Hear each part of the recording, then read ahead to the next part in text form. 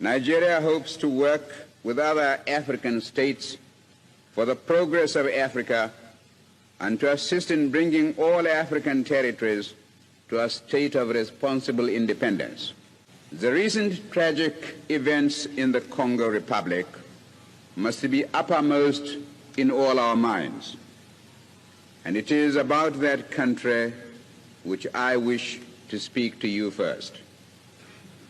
I frankly admit, Mr. President, that there are many features of this seemingly intractable problem which remain obscure to me.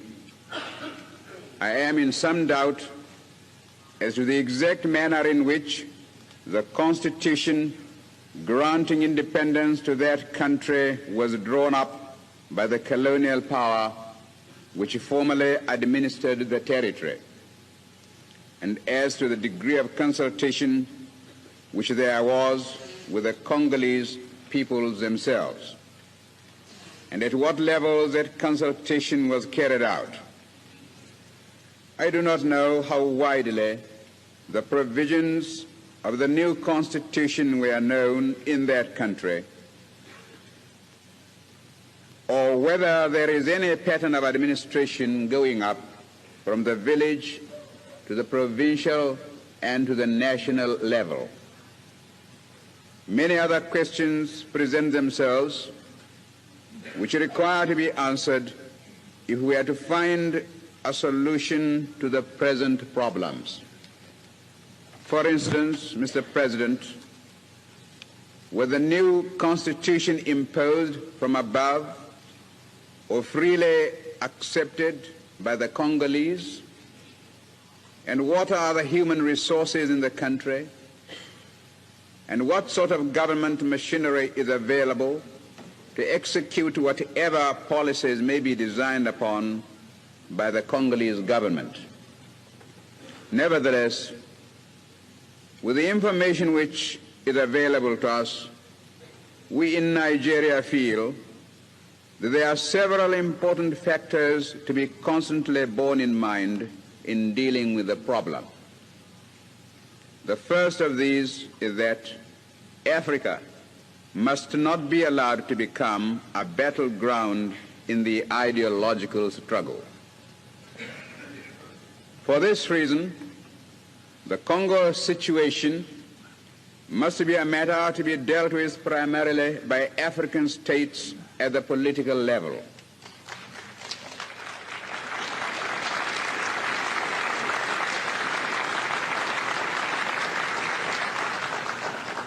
Secondly, we believe that in dealing with the problem of creating a real political life in the country itself, it will be necessary to start at the bottom by seeing that local and provincial authorities are established while maintaining the essential unity of the country.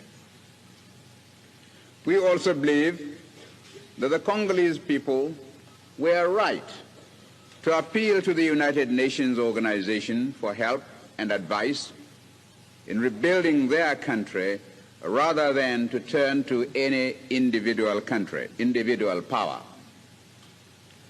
Until achieving our own independence, we have hesitated to add our voice to the general discussion about the Congo, lest we should merely add to the confusion.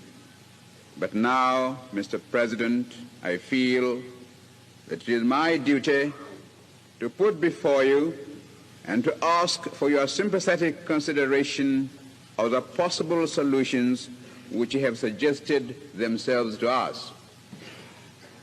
We warmly applauded the immediate response of the United Nations organization to the Congolese disaster. The speed with which troops were sent to maintain law and order was most commendable. But the mere sending of armed forces is not enough.